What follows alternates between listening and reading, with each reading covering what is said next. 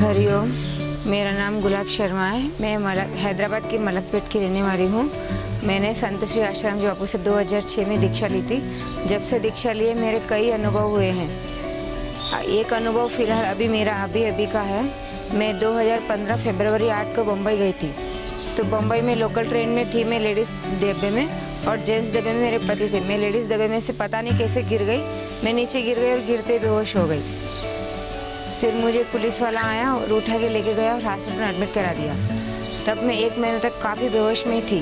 फिर एक दिन मेरे बापू सपने में आए 1 महीने बाद में, और बापू आए तो मैंने बापू से कहा, बापू आपने तो मुझे बचाया ही नहीं। तो बापू ने कहा, कैसे नहीं बचाया? तूने गिरते टाइम पे कहा था कि बापू मुझे बचाओ, बापू बचाओ। तो मैं आया था ना पुलिस वाला बन के। मैं तो जेल में प्राणायाम कर रहा था।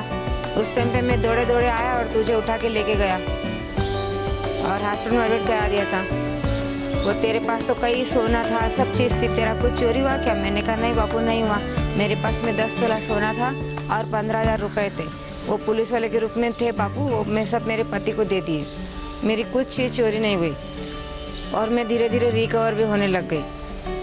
फिर मेरी थोड़े दिनों बाद में मेरी याददाश्त जा रही थी, आ रही थी बार बार। तो ऐसे में रोते रोते एक दिन ऐसे बार बार मेरे बापू सपने में 5-6 दिन तक आए थे। तो एक दिन बापू ने आके कहा मुझे कि मैं कौन हूँ? मैंने कहा आप बापू है। फिर बापू ने ऐसे हाथ बताया, हाथ में साईं जी थे। तो मैंने कहा ये साईं जी है। तो बापू ने कहा तू कहाँ कुछ याद भूली है? तुझे तो सब याद है। जो तेरे को बोल दे ना वो पागल है, तू कुछ पागल नहीं है। देख तू जब कर, कुछ भूली नहीं है तू। तो मैंने कहा, बापू ने कहा साईं जी तुझे बहुत याद करते हैं। साईं जी से तो कितने दिन हो गए मिलके? मैंने कहा बापू बहुत दिन हो गए। तो बापू ने कहा जा, तुझे वो बहुत याद करता, तू उससे मिल के आ। तो मैं पहले साईं जी से मिलने गई थी, अब बापू से मिलने आई। हरिओम।